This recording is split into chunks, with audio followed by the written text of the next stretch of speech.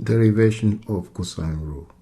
If you have a non-right angle triangle, none of the angles here equals 90 degrees. Now if we label this, if this is the side, the angle A, this side will be laid to A. If this is the angle B, that side will be laid to B. And if this is the side C, that side will be laid to C. If we then draw a line perpendicular here, and that's right angle, we now could say the distance from there to there, we can call that x, and the distance from there to there, we can call it a minus x.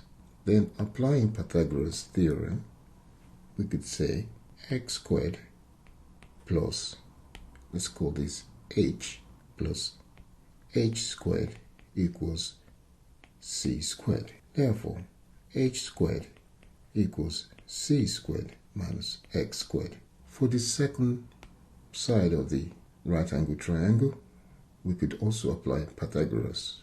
So we could say h squared plus a minus x squared equals b squared. H squared plus, now we need to expand this one, a squared minus 2ax plus x squared equals b squared.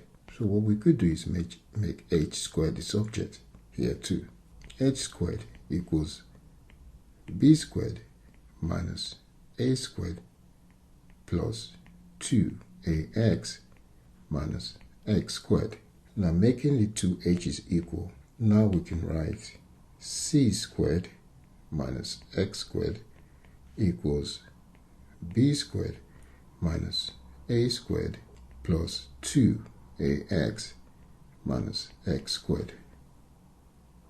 As you can see, x squared cancels x squared, and therefore we get c squared equals b squared minus a squared plus 2ax. B squared equals c squared plus a squared minus 2ax. I can find x. Cos of b equals x adjacent over hypotenuse over c. Therefore, x equals c cos b. So if I replace my x with c cos b, then I get b squared to be equal to c squared plus a squared minus 2ac cos b. And that is the equation of cosine rule.